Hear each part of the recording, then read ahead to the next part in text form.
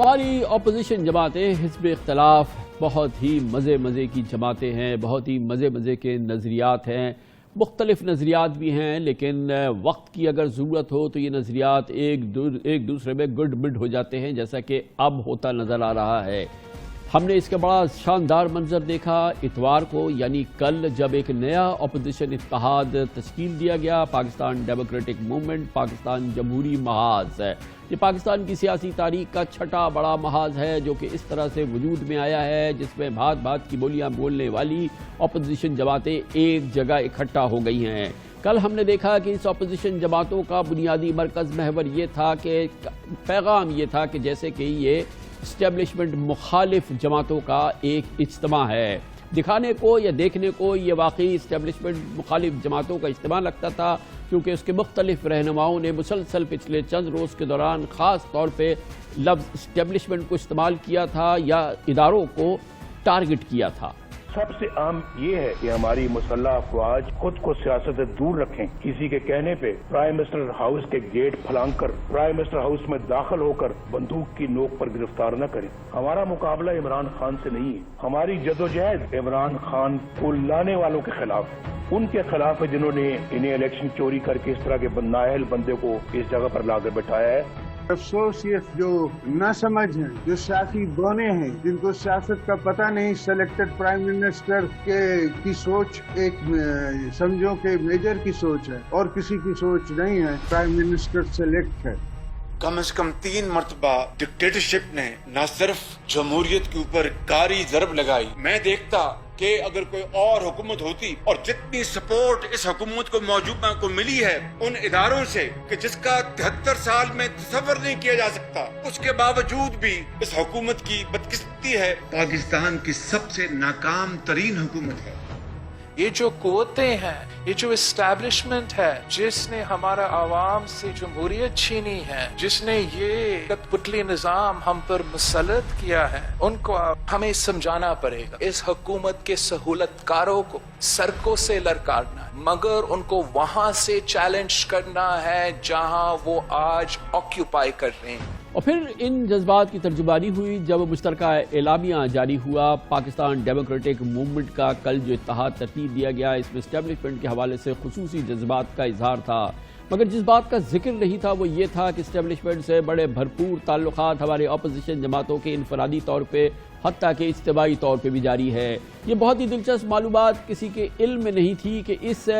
Anti establishment محاذ سے پہلے، اے پی سی سے پہلے ایک اور اے پی سی ہوئی تھی جو خفیہ رہی۔ یہ اے پی سی ہوئی تھی میزبانی میں انٹر سروسز انٹیلیجنس کی، جس کے میس میں، جس کے مہمان خانے میں پاکستان کی حزب اختلاف کی ٹاپ لیڈرشپ مدعو کی گئی تھی اس اے پی سی سے 2 روز قبل۔ اس مہمان خانے میں ان کے میزبان تھے chief of army staff general Qamar Javed Bajwa, director general ISI جناب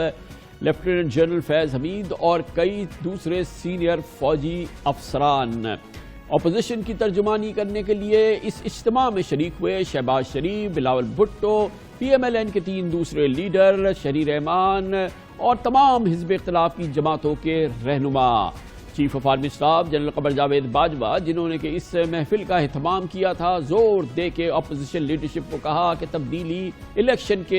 کے ذریعے ہی آنی چاہیے، تبدیلی الیکشن کے ذریعے ہی آئے گی، اور اس کے لیے ضروری ہے کہ الیکشن کو صاف شفاف بنانے کے لیے آپ وہ کام کریں جو کہ آپ کو کرنا چاہیے، اور وہ یہ کہ الیکشن ریفارمز کریں، الیکشن کی اصلاحات کریں۔ اور پھر جس طرح سے اسٹیبلشمنٹ پاکستان کے قومی معاملات پہ تمام سیاسی جماعتوں کو بتاتی ہے کہ کیا کرنا ہے، پاکستان کے قومی مفادات کو کس طرح سے اس کا تحفظ کرنا ہے اور وہ کیا ہے، اور یہی بتایا گیا۔ اس محفل میں بھی ایک موضوع اہم رکھا گیا تھا، وہ یہ کہ پاکستان کی ضرورت یہ ہے کہ گلگت بلتستان کو صوبے کا درجہ دیا جائے، اور یہ جب تک جتنی دیر میں یہ میٹنگ ختم ہوئی یہ فیصلہ ہو چکا تھا کہ حزب اختلاف اس سلسلے میں کسی قسم کے تحفظات کا اور مخالفت کا اظہار نہیں کرے گی۔ اس بات پر بھی توجہ دی گئی کہ اب ارتعاش کی اور اشتعال کی ضرورت نہیں ہے، ضرورت اس بات کی ہے کہ حزب اختلاف توجہ دے الیکشن ریفارمز پر، جمہوریت کو مضبوط بنانے کے لیے، اور جمہوریت کو مضبوط بنانے کے لیے، الیکشن کو صاف شفاف بنانے کے لیے اس کی جو تنبیہ کی گئی، جو اس کی درخواست کی گئی، جو اس کے لیے ایک بڑا تفصیلی لیکچر دیا chief of army staff general Qamar Javed Bajwa نے، وہ فوج کے سربراہ نے دیا، وہ اسٹیبلشمنٹ نے دیا کہ پاکستان میں جمہوریت کو مضبوط بنانے کی ضرورت ہے، اور حزب اختلاف کو یہ سمجھانے کی کوشش کی کہ جائیے اپنا کام اس انداز سے کیجئے کہ جمہوریت مضبوط ہو، جمہوریت میں استحکام آئے، اور انتقال اقتدار الیکشنز کے ذریعے ہو، اور الیکشن ہر 5 سال بعد ہو۔ اور یہی وہ پیغام تھا جو کہ اسٹیبلشمنٹ سے لے کے حزب اختلاف کی جماعتیں آئیں، اس کا ذکر انہوں نے کسی سے نہیں کیا۔ اور اس قسم کی جو میٹنگز ہوتی ہیں جس میں کہ راز و نیاز زیادہ ہوتا ہے، عوام میں گفتگو کم ہوتی ہے، یہ ایک معمول کا حصہ ہے۔ یہ ایک الگ بات ہے کہ جب